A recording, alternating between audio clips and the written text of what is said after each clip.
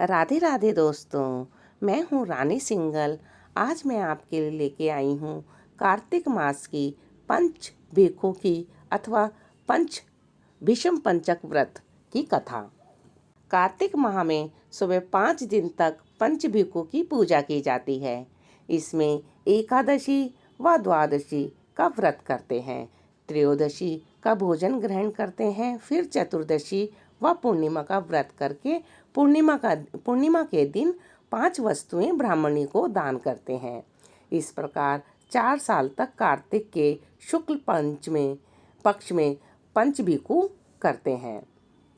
तो इसकी कथा ये है। किसी गांव में एक साहूकार था। उसके एक बेटा और एक बहू थे।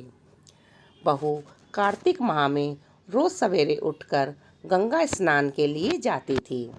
सुबह जल्दी जाते समय वह किसी भी पराये पुरुष का मुंह नहीं देखती थी। एक राजा का बेटा भी सुबह सवेरे गंगा स्नान के लिए जाता था।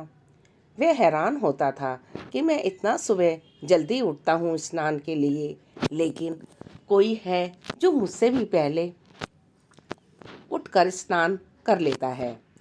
कार्तिक माह के 5 दिन बचे थे।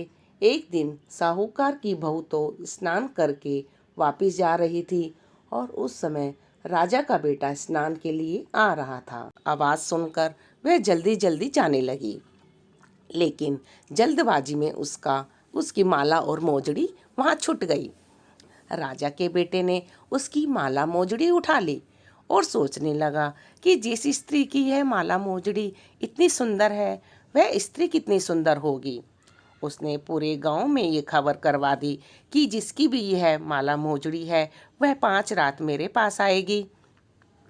साहूकार के बेटे की बहू ने कहलवा दिया कि मैं 5 रात आऊंगी, लेकिन किसी को साक भरने बैठा देना। अब राजा के बेटे ने एक तोते को पिंजरे में बंद कर गंगा किनारे पेड़ पर टांग दिया। बहू सुबह के समय आई, पहली पेड़ी पर पैर रखा और बोली, हे कार्तिक के ठाकुर, राई दामोदर, पांचों पांडु, छठे नारायण, भीखम राजा, उस पापी को नींद आ जाए। राजा के बेटे को नींद आ गई।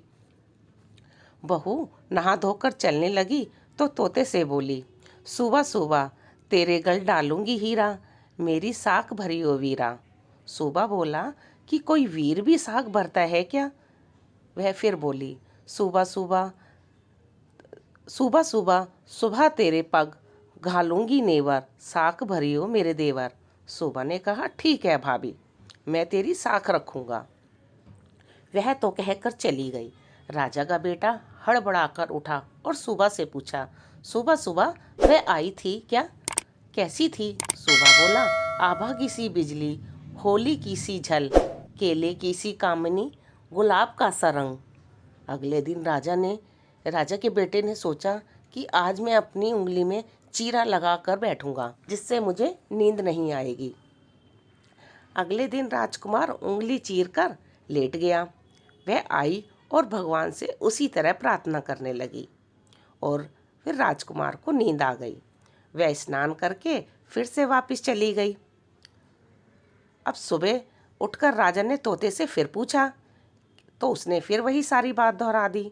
अब राजकुमार बोला कि मैं आज रात आंखों में मिर्च डालकर बैठूंगा। रात में वह मिर्च डालकर बैठ गया। बहू फिर आई और प्रार्थना की, जिससे उसे फिर से नींद आ गई। राजकुमार ने तोते से बहू के आने की बात पूछी।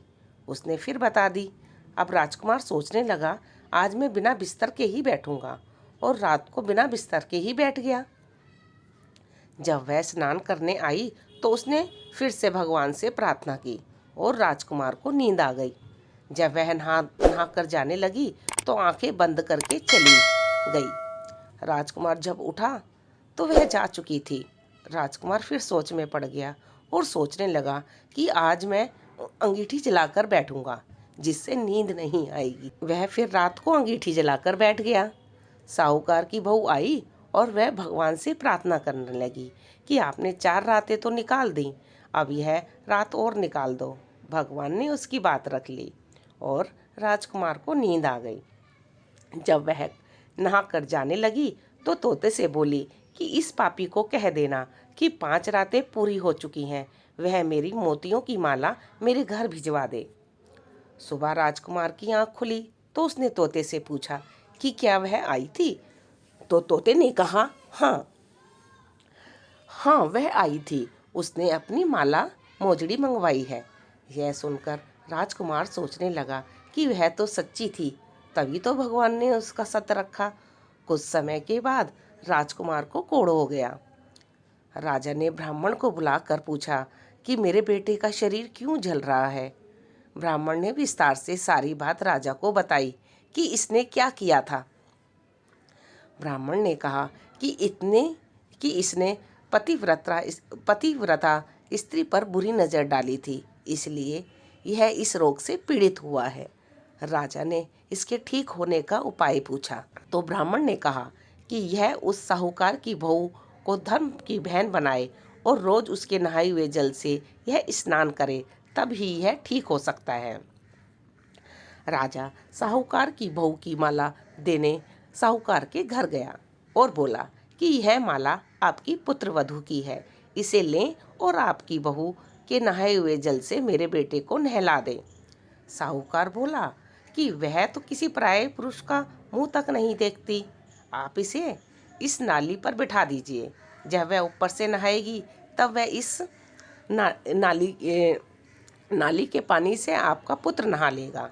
राजकुमार ने ऐसा ही किया और कुछ समय बाद उसका शरीर चंदन सा हो गया।